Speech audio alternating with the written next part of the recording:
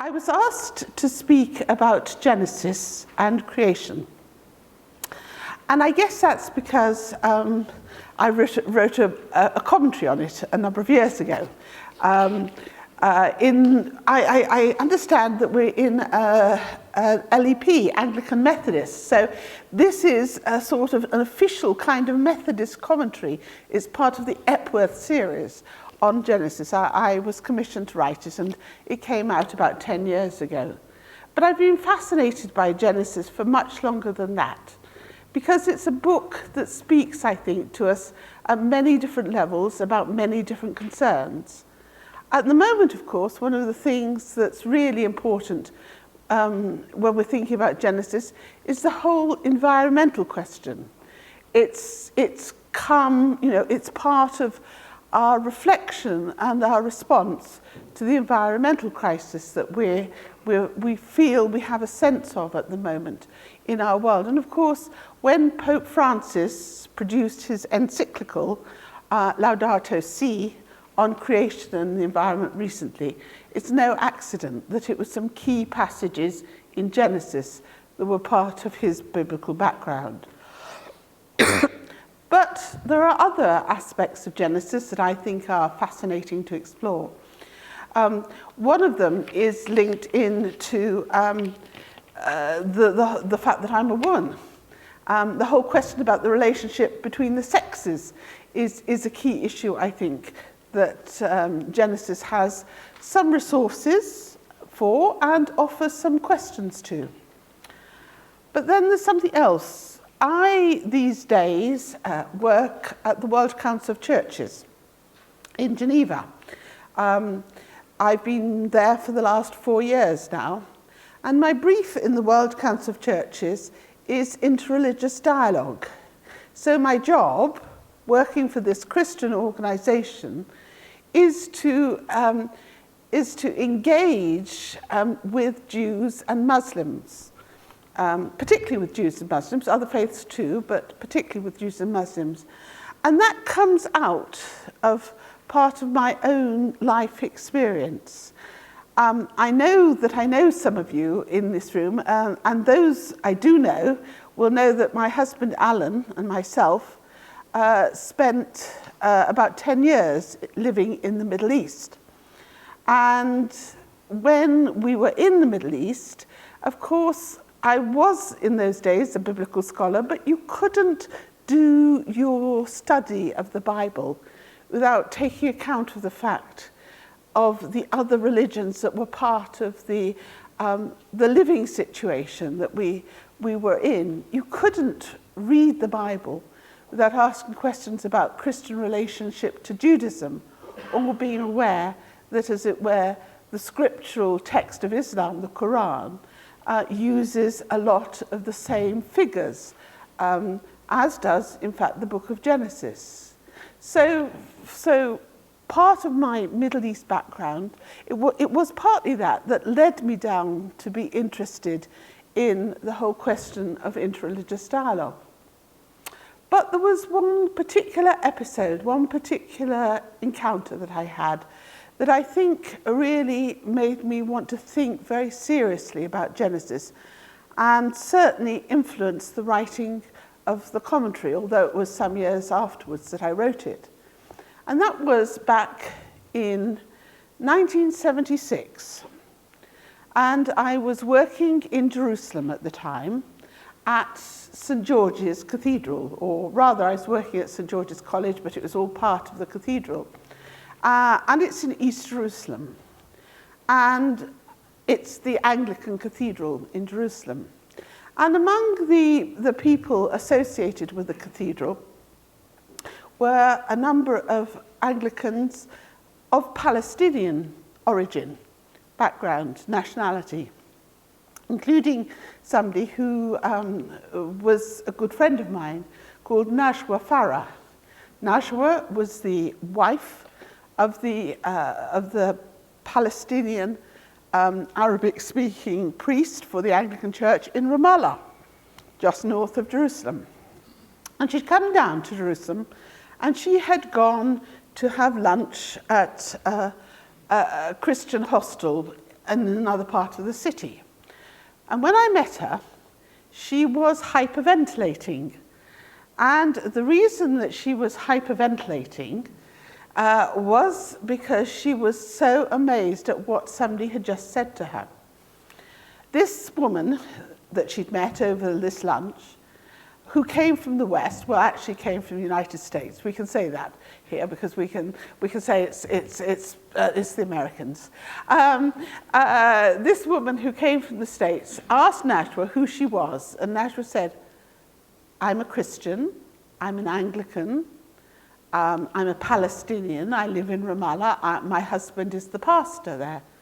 And this woman turned to her and said, "You can't be a real Christian, because if you had been a real Christian, you would have known that God had given this land to descendants of Abraham, Isaac, and Jacob, and you would have got up and you would have left the country." Well, I mean, when she told me, I was flabbergasted. It was the most extraordinary thing for anybody to say to anybody. What of course is sad is that what that was, which is what is called Christian Zionism, has become in the last 20 or 30 years much, much more common, particularly in the United States. The whole, what seemed in those days to be incredible, an incredible thing to say to anybody, has become somehow, over the last 30 years or so, that much more acceptable. But what it made me want to do was, when I did my biblical study, when I worked on my commentary on Genesis, I wanted to write a commentary on Genesis, and I say this at the beginning of the book, what can it mean to read Genesis in a way that makes sense for and gives justice to people like Najwa.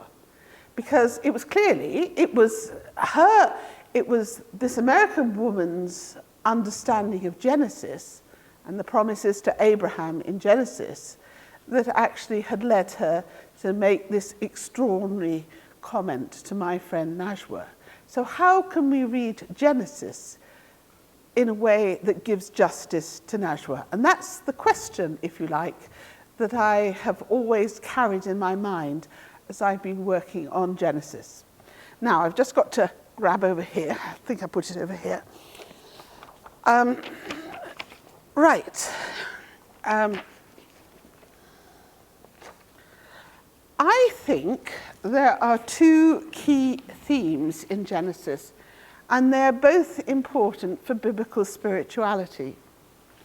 And the first one is that human beings have been created in the image and likeness of God, as the icon of God, if you like, because the Greek translation of the Old Testament of Genesis puts uses the word icon when it talks in Genesis 1, 26, 27 about human beings created as the image of God.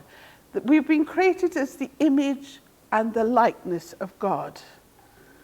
And the second, in a sense, presupposition that I have about Genesis is that it is saying to us that what I call duality is written into the fabric of creation.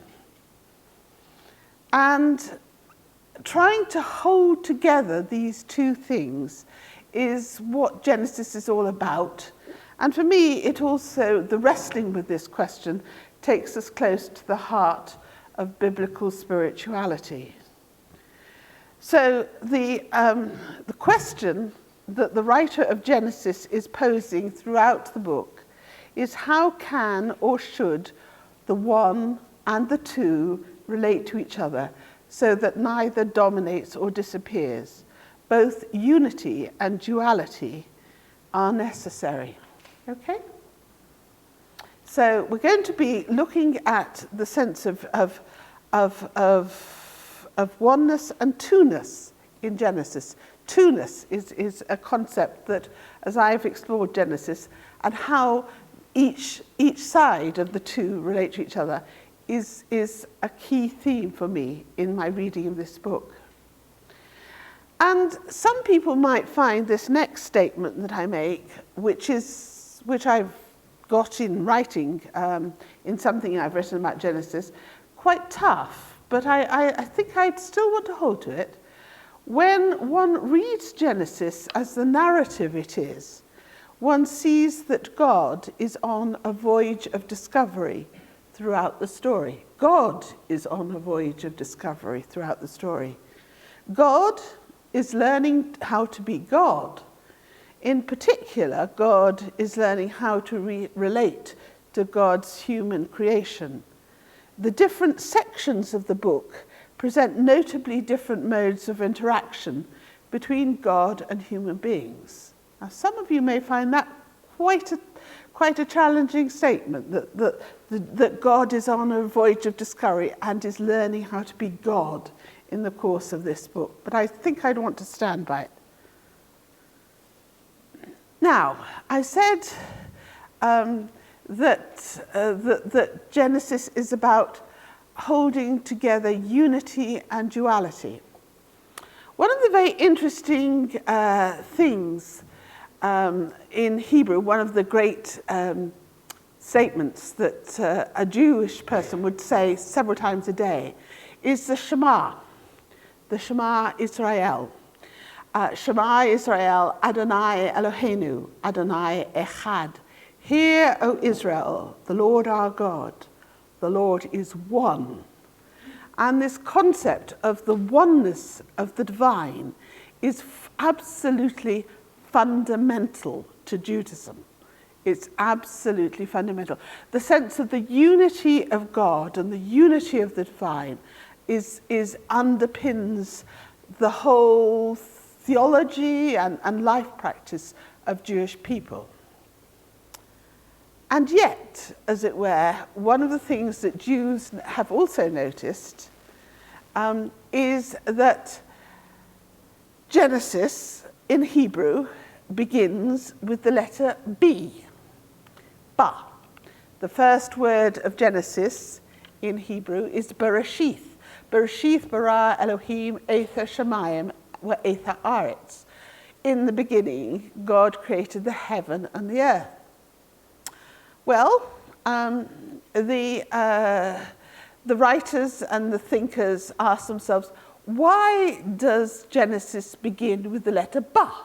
Why not the letter Aleph, which is the first letter in the Hebrew alphabet? Aleph is the first letter, Ba, Beth is the second letter, as of course in our ABC as well. And the point was made specifically that the reason that this book, the first book, the book about creation in the Bible, begins with the letter Ba, was because it was saying that duality, two-ness, is written into the fabric of creation. Okay? So we've got this sense of two-ness in creation over against the unity of that is expressed in the divine. And as you, even without looking at the biblical text, as you think about that first chapter of Genesis, you'll remember how creation proceeds through a series of separations and divisions. God separated the light from the darkness. He separated the earth from the waters. There was evening and there was morning. The sort of sense of two-ness, if I can put it like that, duality, is written into the very fabric of creation. And so as we read through Genesis chapter 1, you experience that. And I just want to, and on that picture, as it were, which is on the sheets for those of you who have them, which is the story, the 7 days of creation, you see very clearly the divisions that are being marked out. We go from the left, the tohu wabohu, the chaos, as it were, without nice edges, gradually making our way across the right to the gold, which is the seventh day, the Sabbath day. But this sense of division, of separation, of making twos, as it were, is very much the model of creation that we're being given in Genesis 1. And of course, in Genesis 1, we're also finding that human beings are created. And then, so if you have a Bible to hand, if you look at Genesis 1, verse 26, 27, I'll be interested to see what the Good News translation is here. Then God said, and now we will make human beings. They will be like us and resemble us. I'm not terribly keen on that translation, actually, if I'm being brutally honest. Going back to the AV authorized version with something like "in our image and after our likeness," okay? Because I do want to focus on the word image here as being rather important. What does it mean to be in the image of God? What does it mean for human beings to be in the image of God and the likeness of God? Is it that we look like God?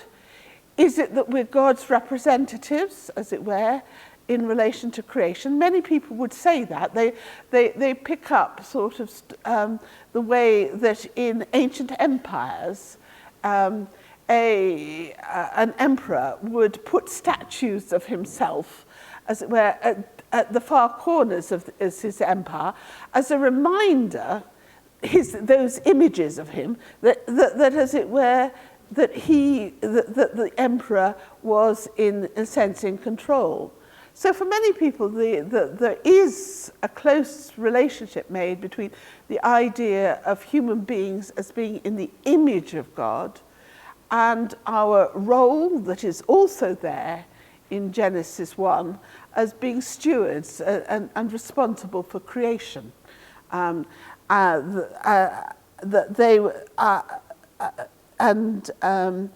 They will have power over the fish and the birds and all animals, domestic and wild, large and small. So we are given the responsibility of being stewards of creation as part of our role as God's image. There's something else, though, that's interesting about this this verse. Throughout the previous part of the chapter, whenever God spoke, it's in the singular. God commanded, let lights appear. God commanded, let the water be filled.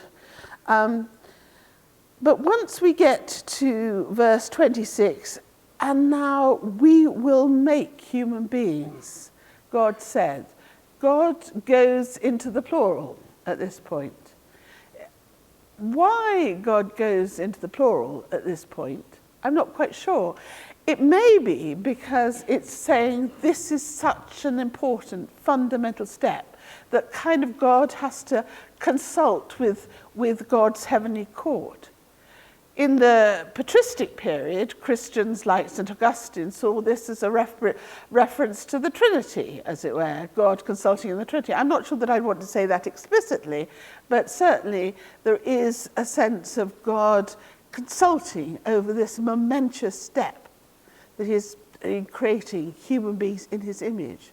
Because one of the things that I want to say is that when we're thinking about unity and duality, somehow being in the image of God puts human beings in a unique and perhaps uncomfortable position as being somewhere between the world of unity and the world of duality.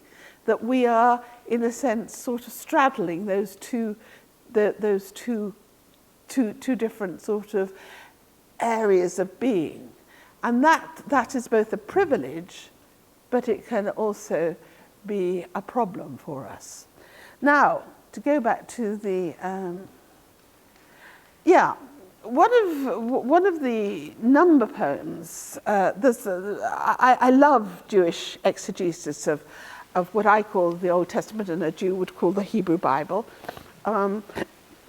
There is a Talmudic number poem about the commandments, which begins from the traditional Jewish statement that Moses received 613 commandments from God. And it goes on, David reduced them to 11, Micah to 3, Isaiah to 2, and Amos to 1. And then it observes that Rabbi Akiva said that this one most important principle in the law was love your neighbors yourself. I am the Lord. But then it finally makes the point that Rabbi Ben Azai taught a greater principle even than this. When God created the human being, he created the human in the likeness of God.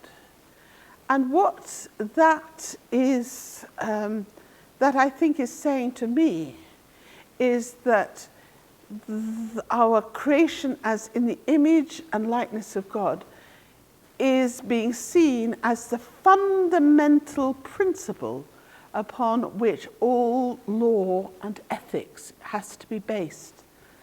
I said to you that these days I work at the World Council of Churches in the area of interreligious dialogue. And as I was telling Nathan as we were driving along, I spend quite a lot of my time these days reflecting on the whole question of religion and violence. And that will come up in a moment in what I'm going to say.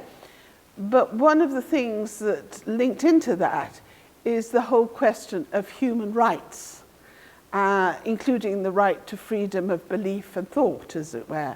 And I do believe that the fundamental underpinning for Jews and Christians, at any rate, of our thinking about human rights needs to be the biblical basis, the fact that human beings are created in the image and the likeness of God.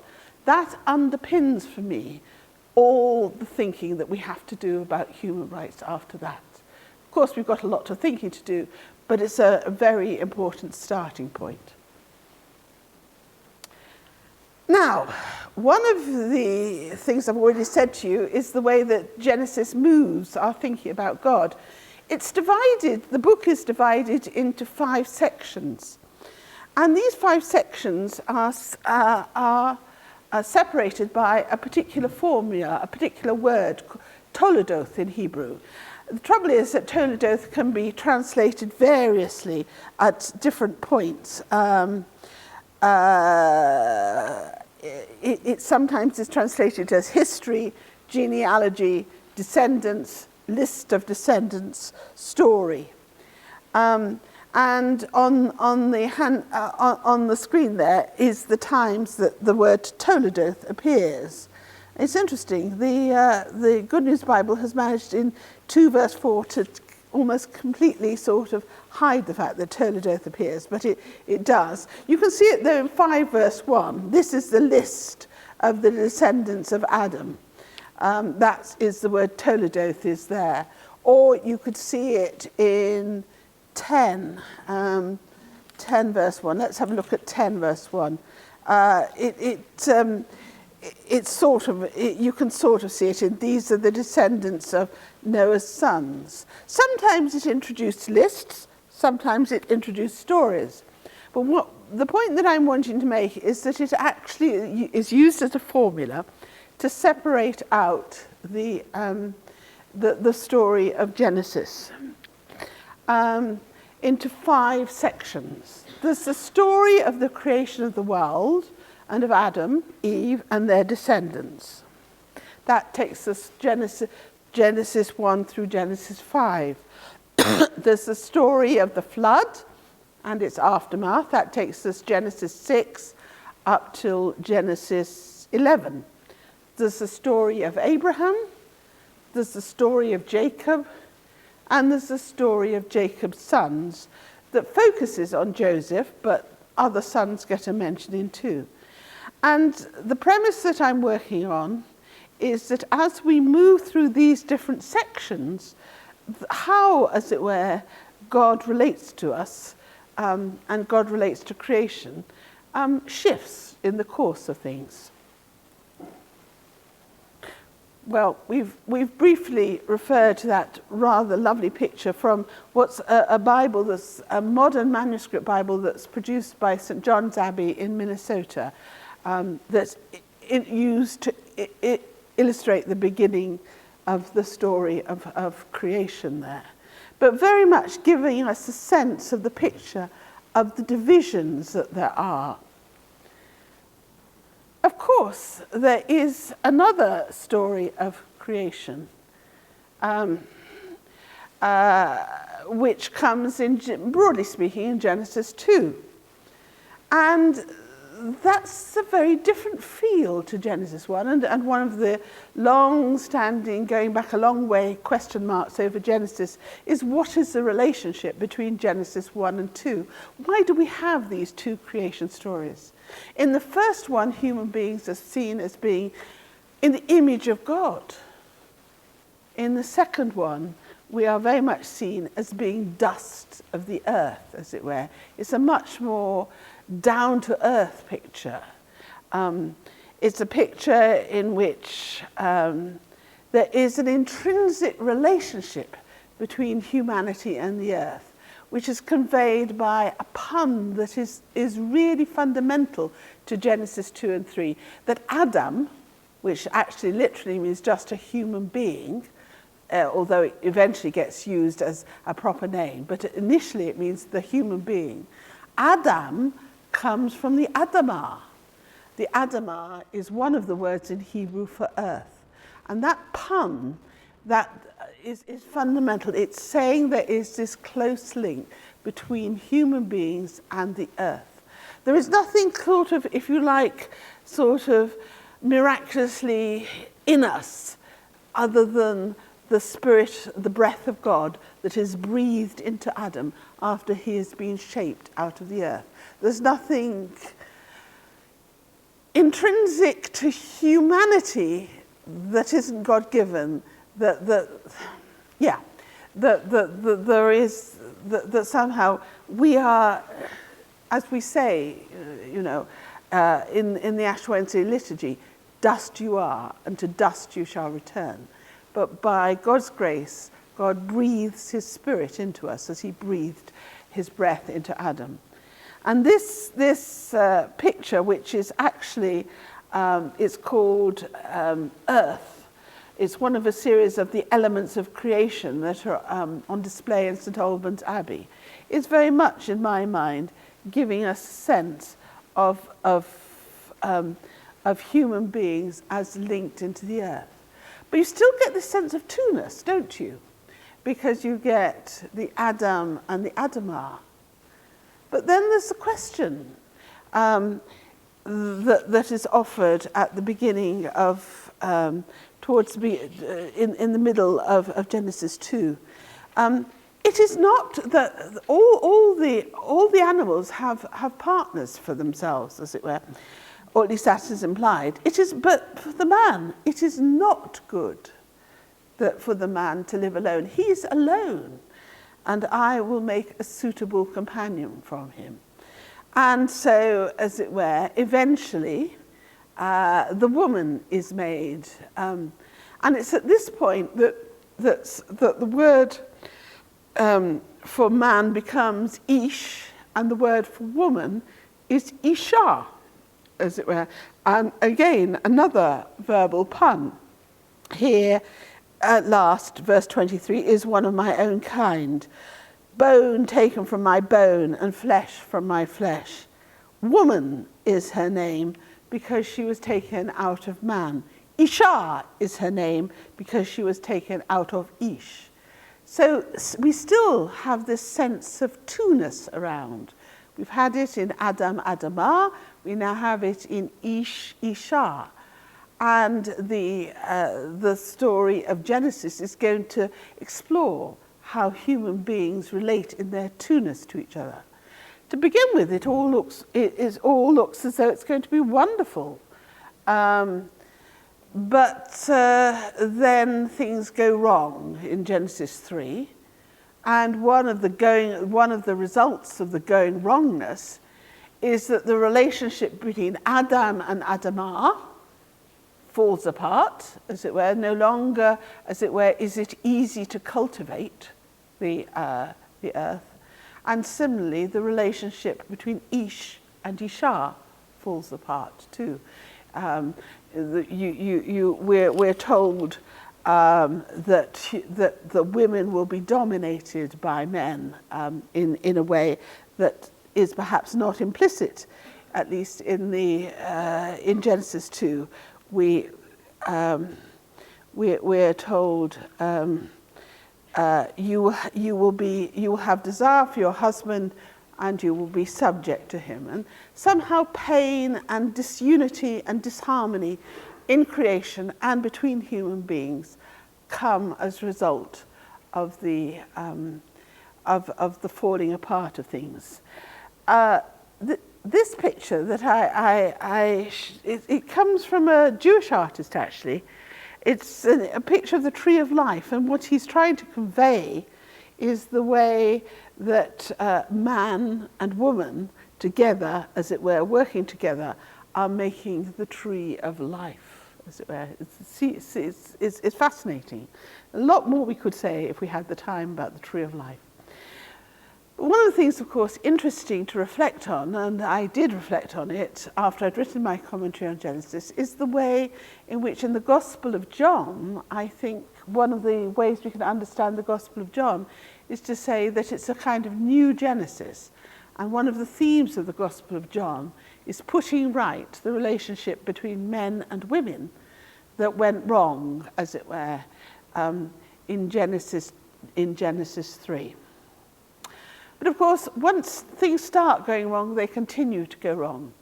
The first question that God asked Adam is, "Where are you, Adam?" Because Adam has hidden, because he's ashamed, because he's naked.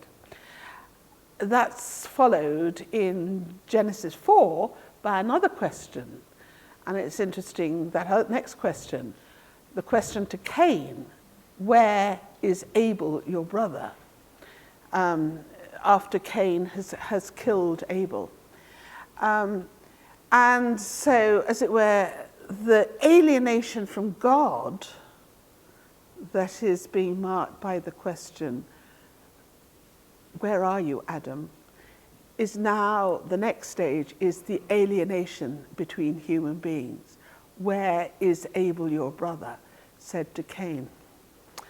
And it's interesting, I said I work in the area of religion and violence. Isn't it interesting that the first act of religious observance, because of course remember they were making that Cain and Abel were sacrificing, the first act of religious observance leads to the first murder in Scripture, and that's worth remembering.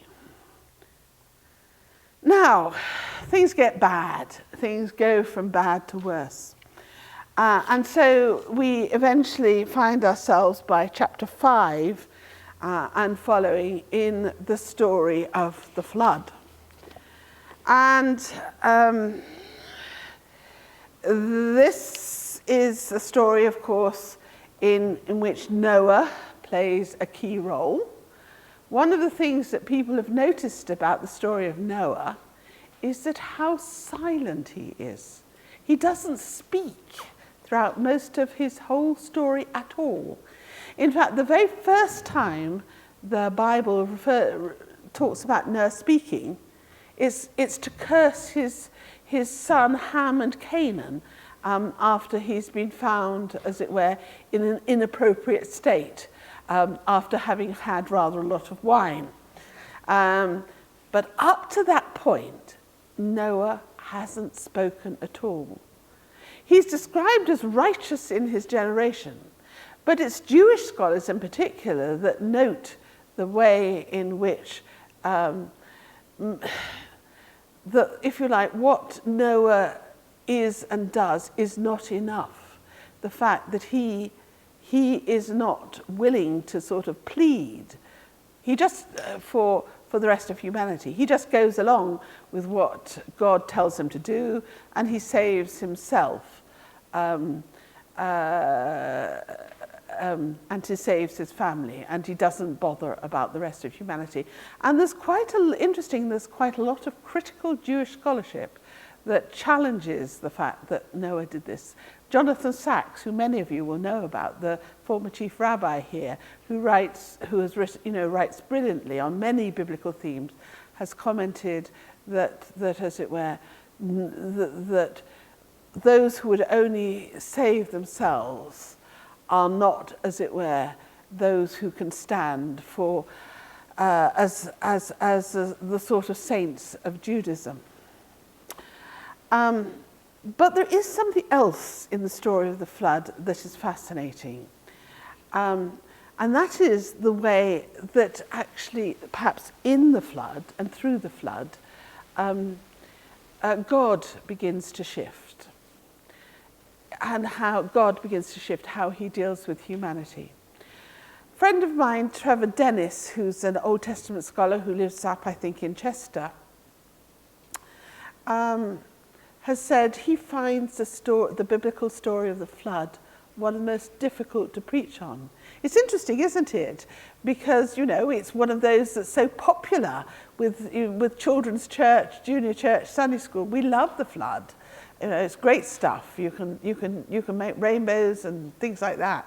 But if you think about it, the idea of a God who totally destroys the world is a difficult one. And Trevor Dennis says that the only way he can preach on it is by actually telling himself that the ocean that Noah floats on is the ocean of God's own tears. It's an interesting idea, that it's God's weeping. But what is also the case is that there's an interesting little wrestling going on. Just before the flood, we get told that every inclination of the thoughts of the heart, lev, of human beings were only evil. And the Lord was sorry, and it grieved him to his heart, the Lord's heart. And so he actually brings about the flood. But then after the flood, the Lord said in his heart, the Lord's heart, lev, I will never again curse the ground because of humankind, for the inclination of the human heart is evil from youth. Somehow, God has learnt forbearance. As it seems to be quite an intricate play going on, that we are given the picture of a God who, through the experience, learns to speak heart to heart with humanity. In this key passage, we have the double use of lev to reflect the heart both of God and humanity. The thought of the heart of humanity is still evil, yet as Yahweh, God, speaks to his heart, once again this, his own heart, has moved from regret and sorry to compassion. The flood has effected an irreversible change in God, who now will approach his creation with an unlimited patience and forbearance. He will continue to grieve over human wickedness, but has pledged himself to show forbearance. And this means that the promise that God offers to Noah and all creation is one which will be of great cost to God and which will necessitate divine suffering.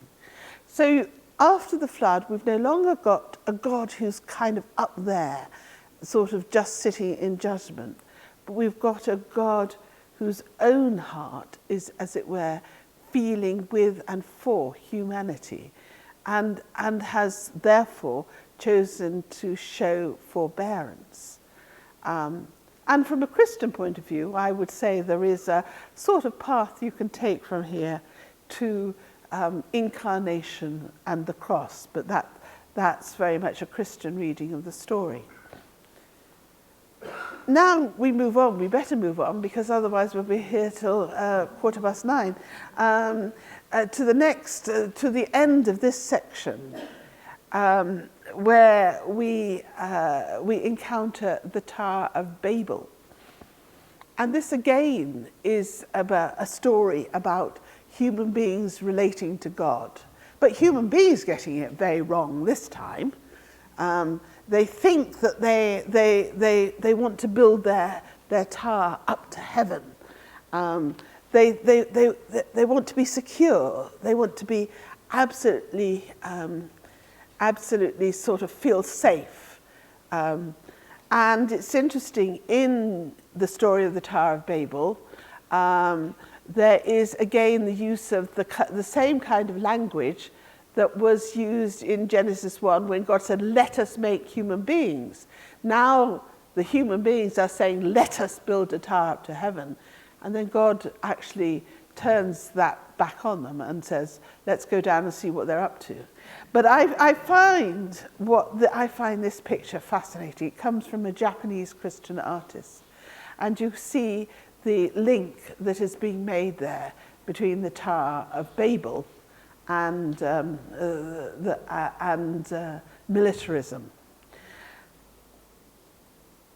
And one of the other things that is also in this story is another play on words between the word there, sham, which appears several times in Genesis 11.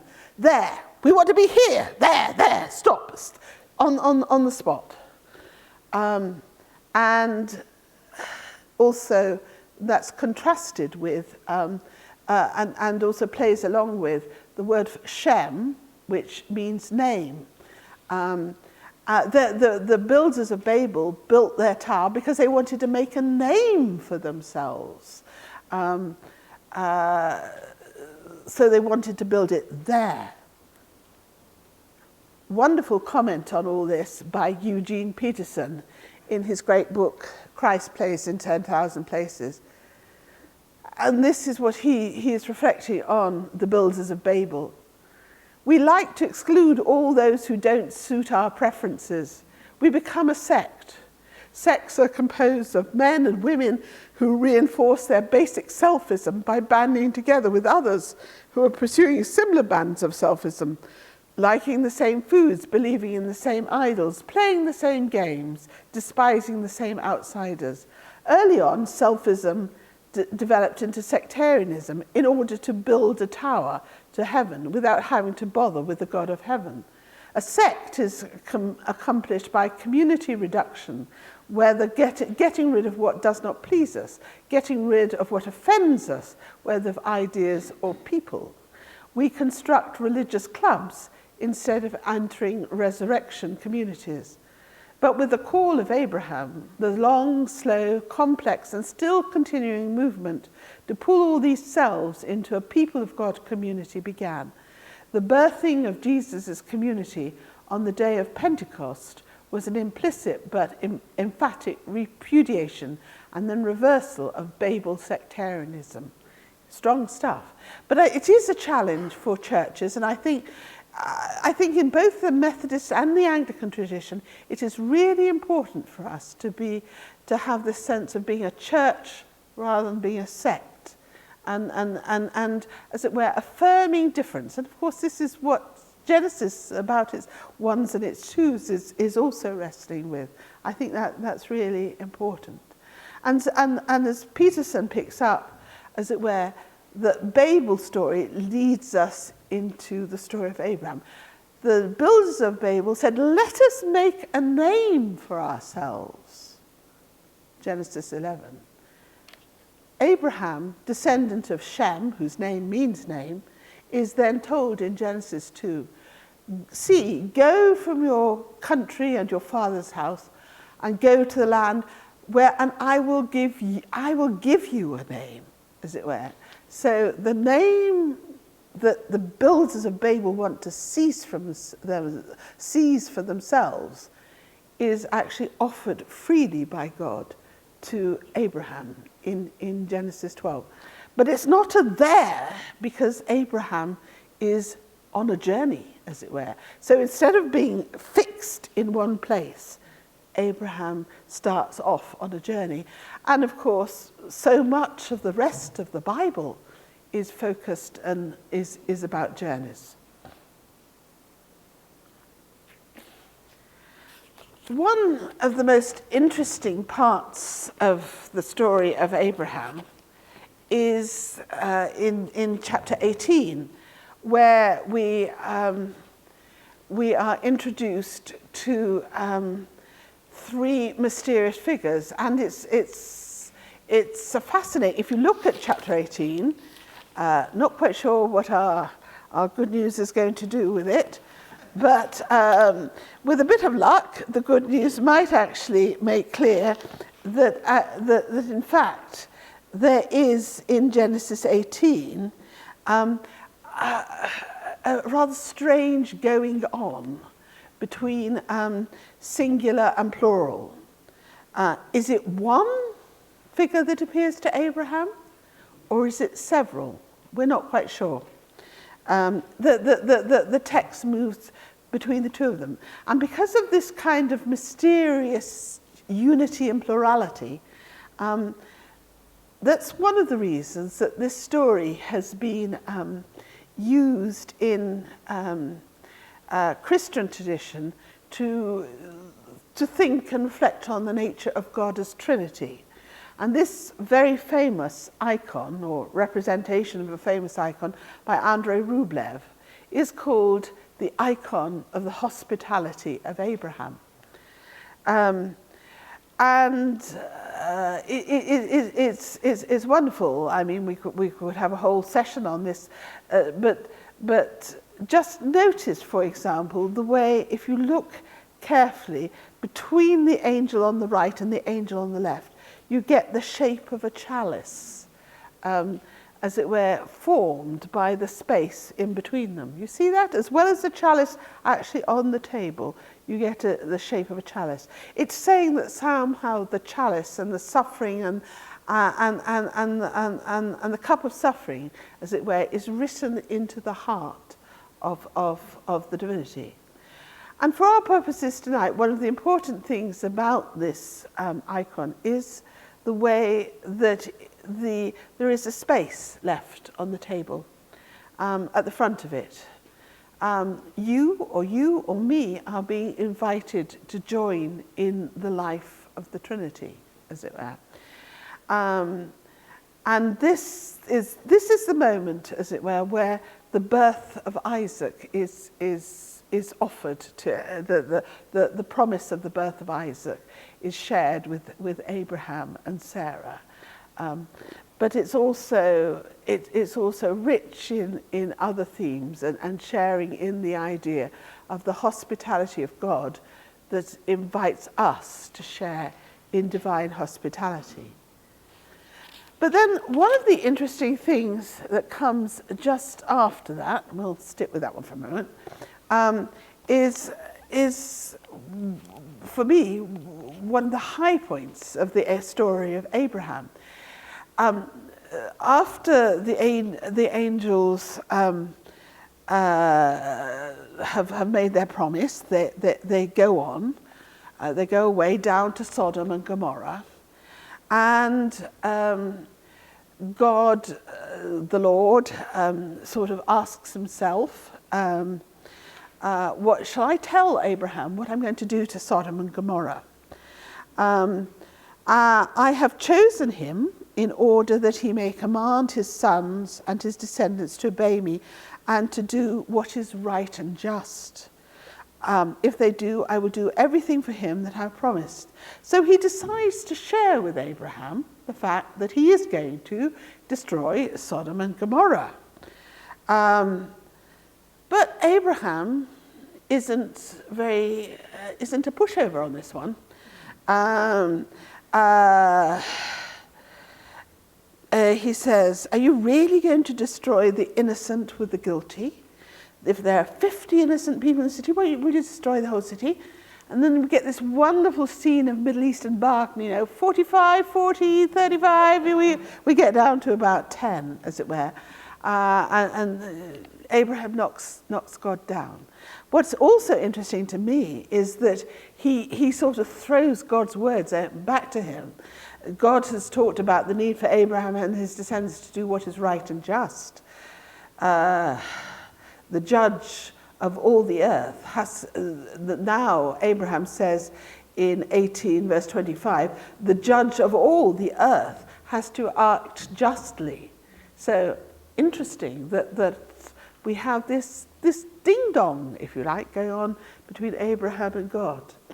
And it's a different feel to the story of Noah. This is, I think, one of the ways, that Genesis is moving us on.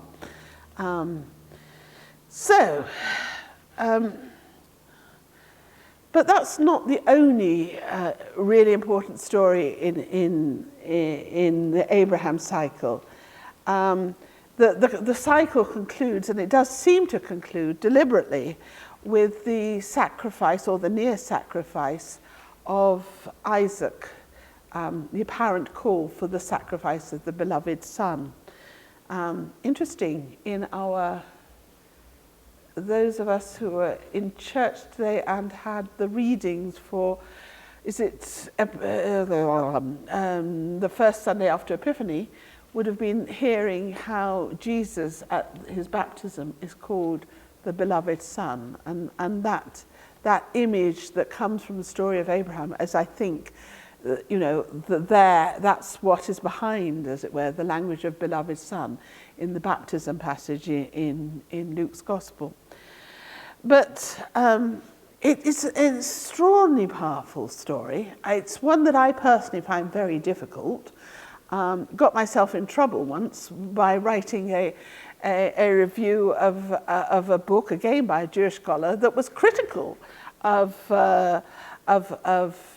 what Abraham did in being willing to sacrifice his son. Somebody,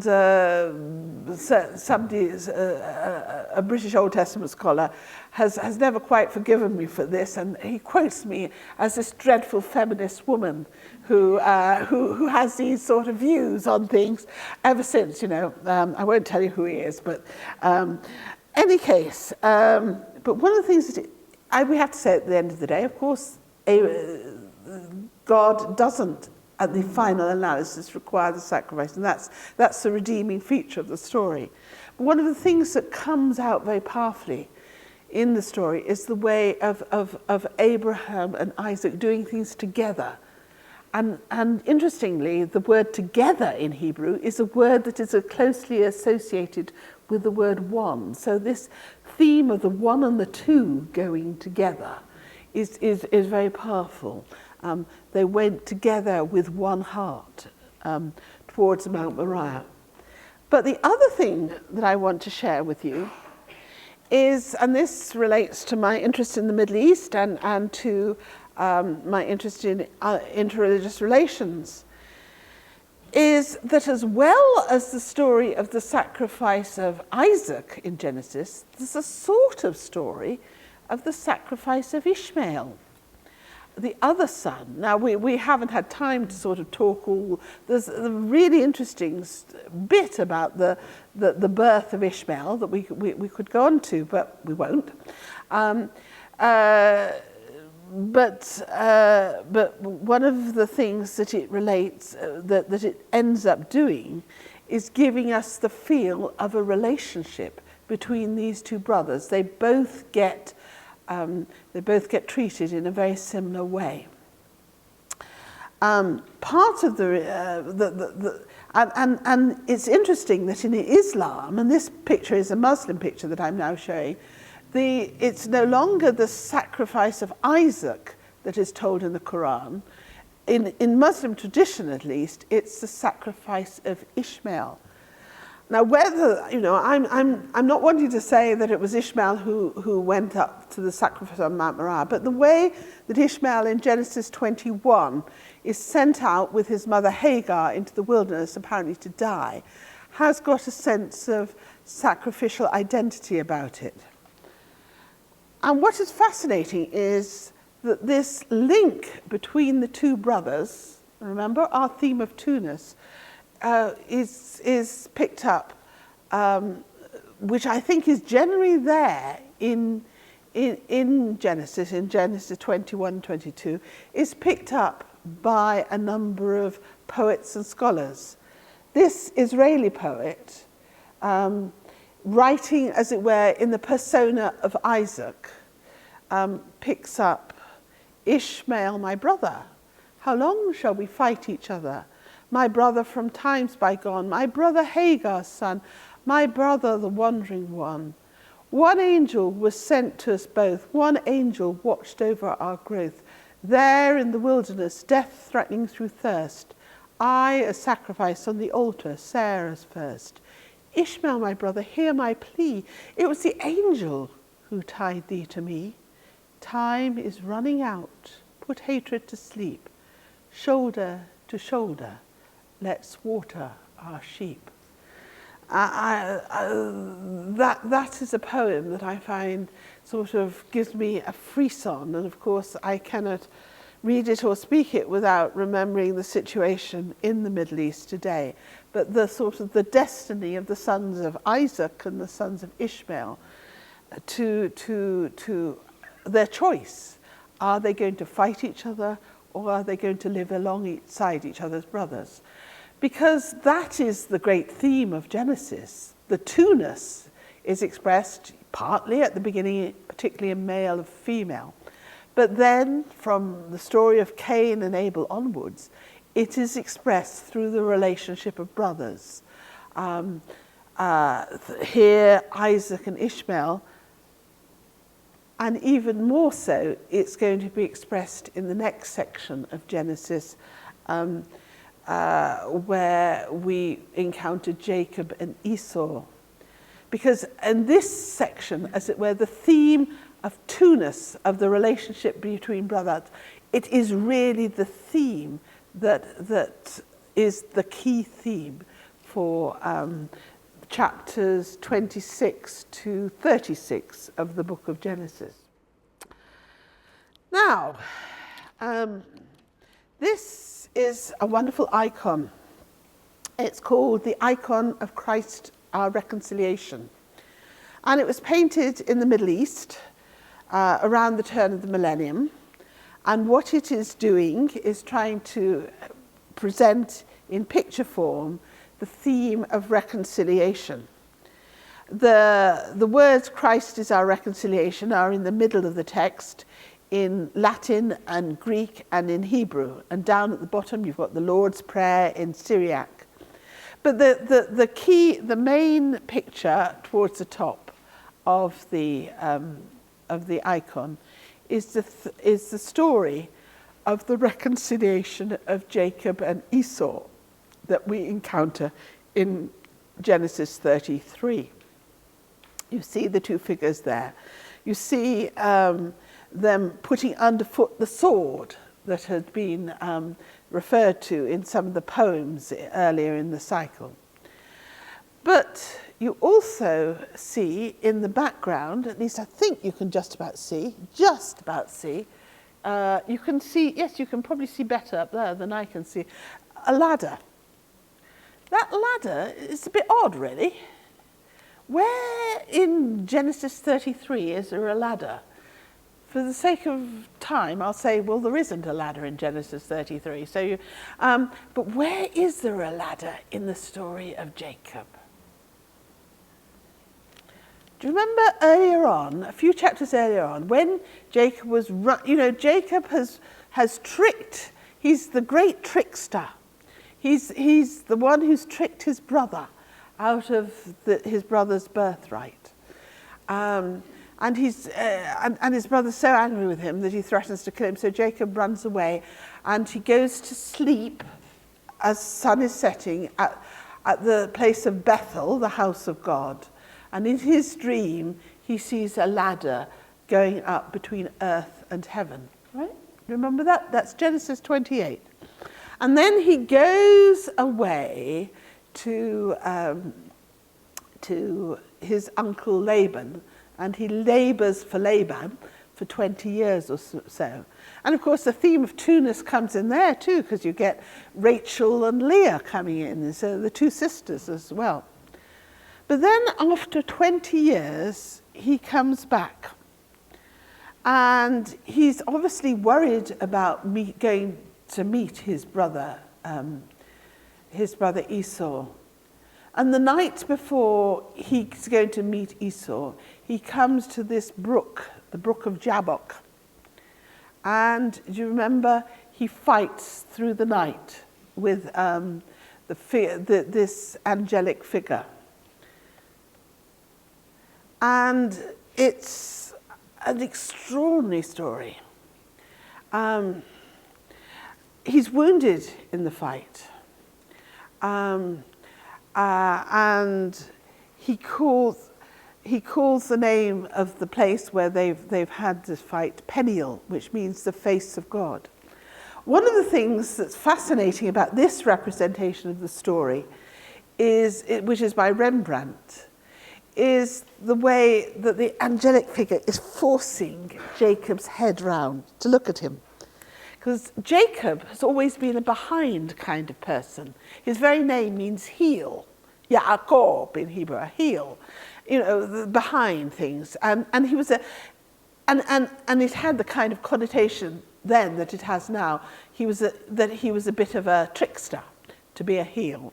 And he's followed, and but now he's being forced to look at things in the face. He's being forced to confront his past and his future. He's being forced to say who he is. What's your name? Jacob, he says, which actually literally means something like heel, trickster, fraudster. And then he's given his new name of Israel. Another depiction of the story, which is in the Tate written by Jacob Epstein, which was done, who is of course Jewish, who was Jewish himself.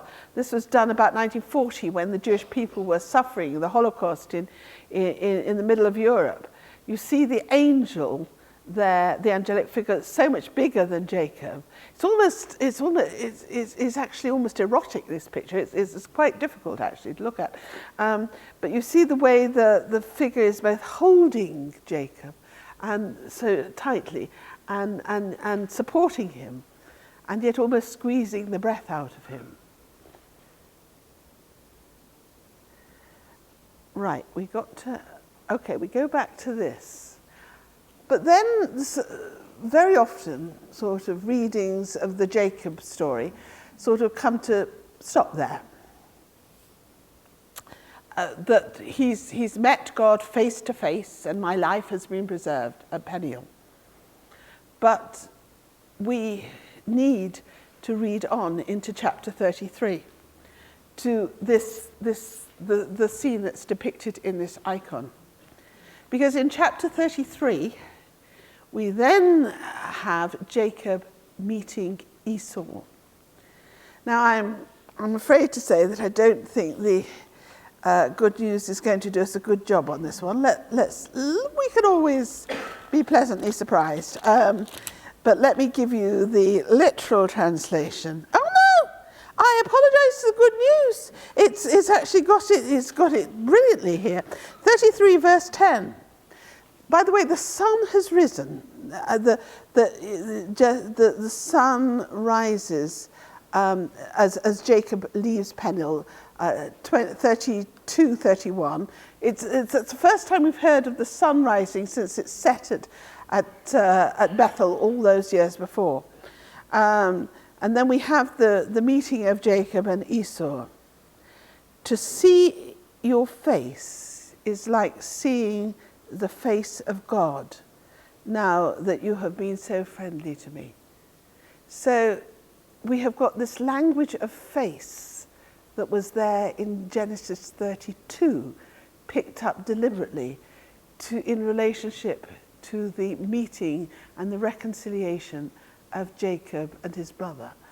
And that is the most sort of powerful, I think, sense of the fact that of telling us that our relationship with God and our relationship with our brothers and sisters, cannot be separated. They are all kind of intrinsically bound up with each other.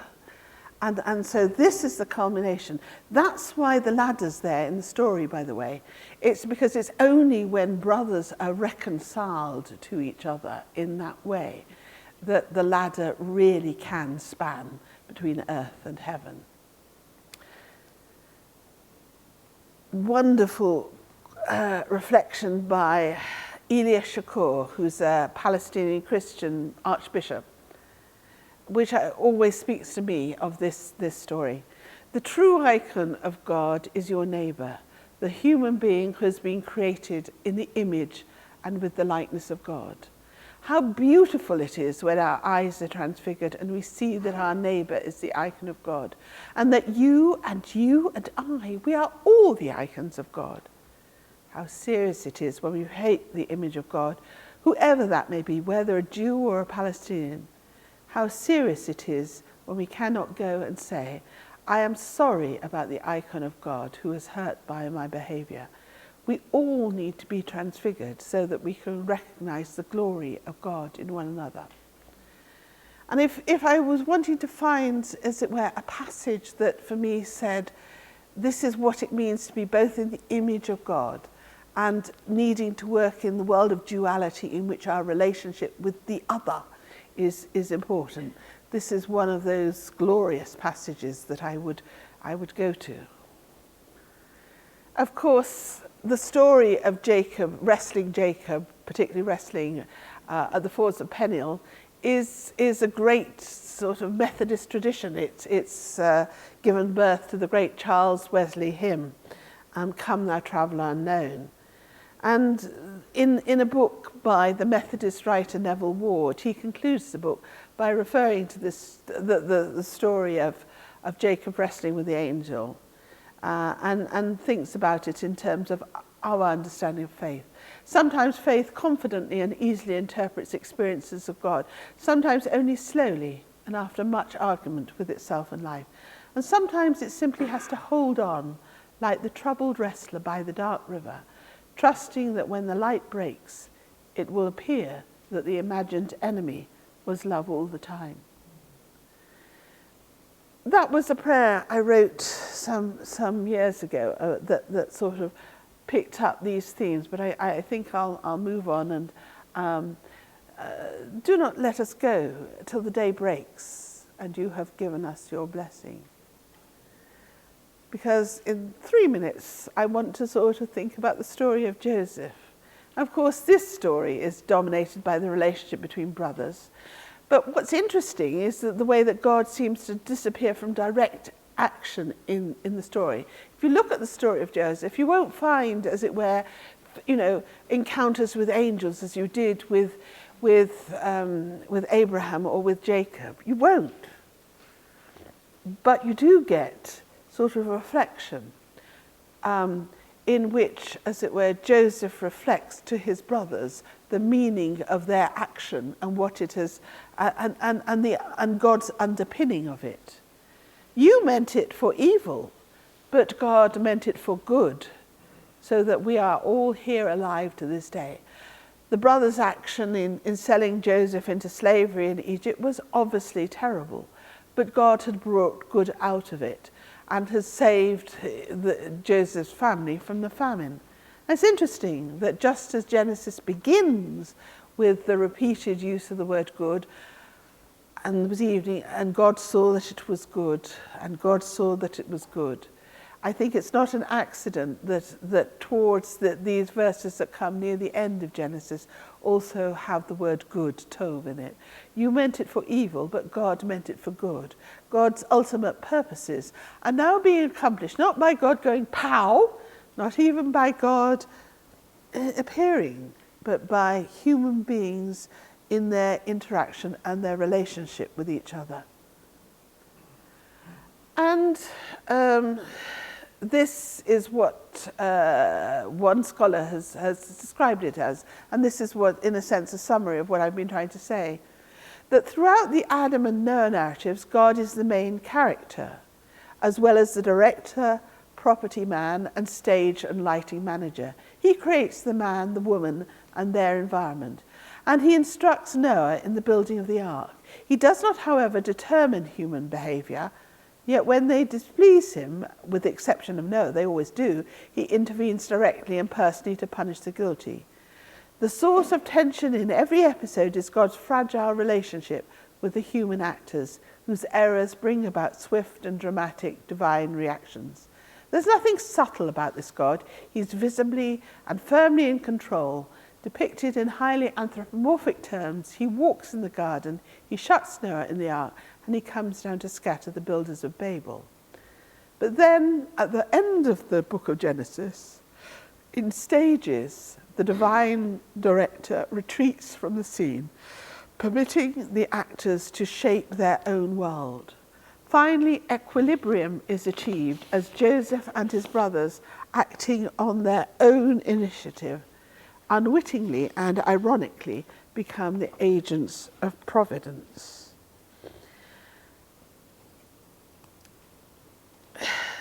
So, my summary really is that in teasing out the relationship between 1 and 2, Genesis is also forcing us to confront the questions of how we think about God and God's action, and how we think about God being active, and also how we relate actually to Scripture as well. Going back to my story about my friend Najwa, how do we use Genesis? Do we just see Genesis as, if you like, a blueprint for history, or for a political arrangement in the Middle East? Or do we see it as a book, as I'm inclined to see it as a book, that forces us to ask some questions rather than give us straight answers? And this, which I have put on the bottom of the sheets that I've shared with you, throughout its 50 chapters, Genesis has teased out the relationship between 2 and 1. It's notable that Genesis 50:20 reminds us that God uses human beings to work his purposes. It's not good for human beings, or even for God, to be one and alone. Yet being 2 is only life-giving if both partners are prepared to engage with each other in a way that risks mutual change. Are we ever likely to be brave enough to treat the Bible itself as such a dialogue partner? And is it a message that the protagonists in the current Middle East maelstrom will ever be ready to hear?